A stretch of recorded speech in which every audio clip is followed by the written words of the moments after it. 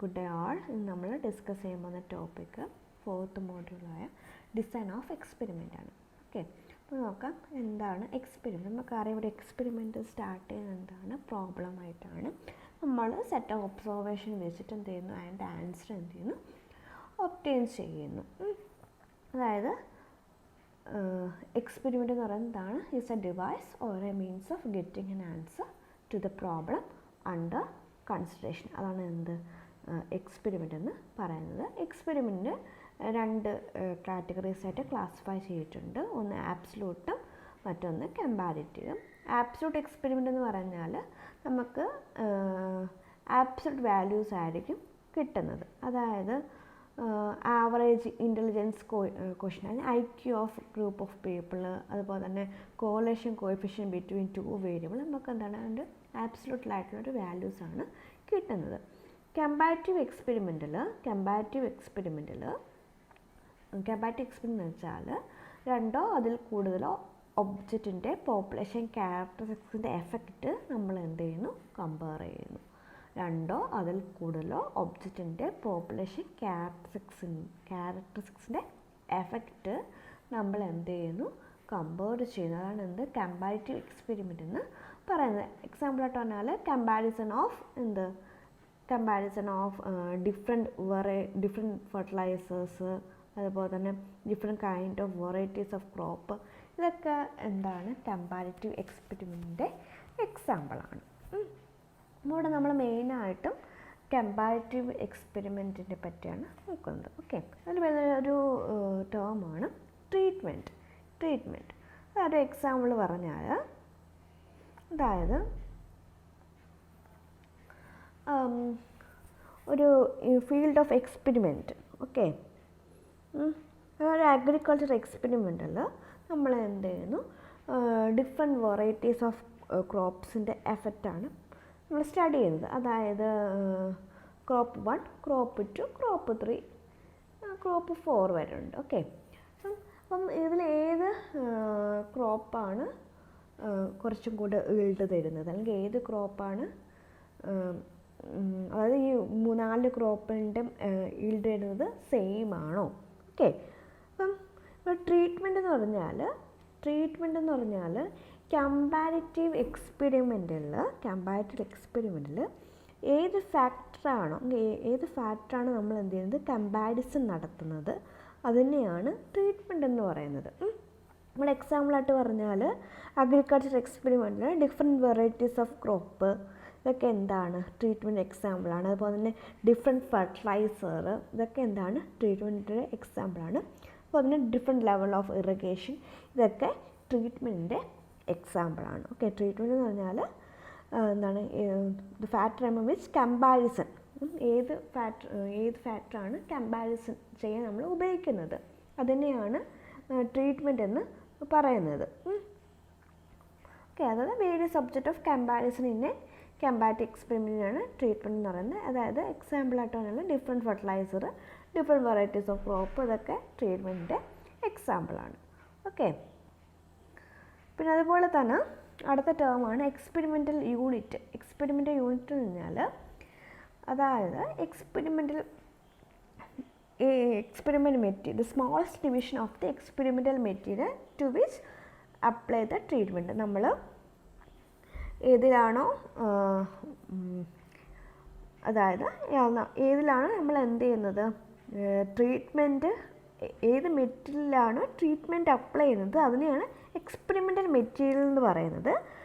Experimental unit എന്ന് പറഞ്ഞാൽ ഈ smallest division of the experimental മെറ്റീരിയലിനെയാണ് എക്സ്പെരിമെൻ്റൽ യൂണിറ്റ് എന്ന് പറയുന്നത്. Okay, the smallest division of the experimental material to which we apply the treatment. നമ്മൾ ഏത് മെറ്റീരിയലിലാണോ ട്രീറ്റ്മെൻറ്റ് അപ്ലൈ ചെയ്യുന്നത്, അതിനെയാണ് എക്സ്പെരിമെൻ്റൽ മെറ്റീരിയൽ എന്ന് പറയുന്നത്. എക്സ്പെരിമെൻ്റൽ മെറ്റീരിയലിൻ്റെ സ്മോളസ്റ്റ് ഡിവിഷനെ പറഞ്ഞ പേരാണ് എക്സ്പെരിമെൻ്റൽ യൂണിറ്റ് എന്ന് പറയുന്നത്. എക്സ്പെരിമെൻ്റൽ യൂണിറ്റിനെ പ്ലോട്ട് എന്നും പറയും. അതായത് ഇൻ ഫീൽഡ് എക്സ്പെരിമെൻറ്റിൽ പ്ലോട്ട് ഓഫ് ലാൻഡ് എന്തിൻ്റെ എക്സാമ്പിളാണ്, എക്സ്പെരിമെൻ്റൽ യൂണിറ്റിൻ്റെ എക്സാമ്പിളാണ്. അതുപോലെ തന്നെ പേഷ്യൻറ്റിനെ ഹോസ്പിറ്റലിലൊക്കെ എന്താണ്, പ്ലോട്ട് അല്ലെങ്കിൽ എക്സ്പെരിമെൻ്റൽ യൂണിറ്റിൻ്റെ എക്സാമ്പിളാണ്. അടുത്തതാണ് ബ്ലോക്ക് എന്ന് പറയുന്നത്. ബ്ലോക്ക് എന്ന് വെച്ചാൽ അതായത് the group of plots having certain common feature, അതിനെയാണ് ബ്ലോക്ക് എന്ന് പറയുന്നത്. ഓക്കെ, ഇവിടെ പറഞ്ഞാൽ in agriculture experiment most of the time you divide experiment യൂണിറ്റിനെ ഒരു റിലേറ്റീവ് ഹോമോജീനിയസ് സബ് ഗ്രൂപ്പ്സ് ആയിട്ട് മാറ്റും. അതിനെയാണ് ബ്ലോക്ക് എന്ന് പറയുന്നത്. അല്ലെങ്കിൽ വേറെ രീതിയിൽ പറയാം, എന്താണ്, ഒരു ഗ്രൂപ്പ് ഓഫ് പ്ലോട്ട്സിന് ഒരു കോമൺ ഫീച്ചേഴ്സ് കാണും. അതിനെയാണ് ബ്ലോക്ക് എന്ന് പറയുന്നത്. ഒരു എക്സാമ്പിളായിട്ട് പറഞ്ഞാൽ, ബ്ലോക്കിൻ്റെ എക്സാമ്പിളായിട്ട് പറഞ്ഞാൽ collection of neighbours plot in agriculture field, അതുപോലെ തന്നെ collection of machines of same type, ഇതൊക്കെ എന്താണ്, ബ്ലോക്കിൻ്റെ എക്സാമ്പിളാണ്.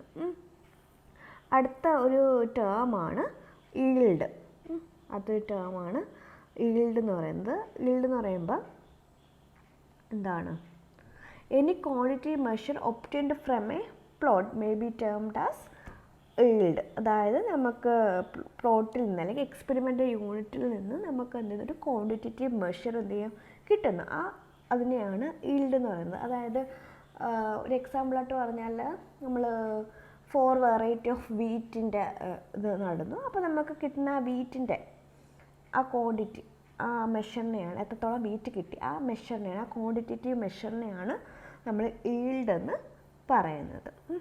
അപ്പം ഇത്രയും ടേംസ് ഓർത്തിരിക്കുക. അപ്പോൾ എന്താണ് എക്സ്പെരിമെൻറ്റ്, അതുപോലെ തന്നെ എന്താണ് ട്രീറ്റ്മെൻറ്റ്, അതുപോലെ തന്നെ എന്താണ് എക്സ്പെരിമെൻ്റൽ മെറ്റീരിയൽ.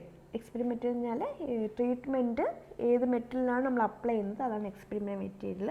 പ്ലോട്ട് എന്ന് പറയുന്നത് എക്സ്പെരിമെൻറ്റിൻ്റെ സ്മോളസ്റ്റ് ഡിവിഷനെ പറഞ്ഞ പേരാണ് പ്ലോട്ട്, അല്ലെങ്കിൽ എക്സ്പെരിമെൻ്റൽ യൂണിറ്റ് എന്ന് പറയും.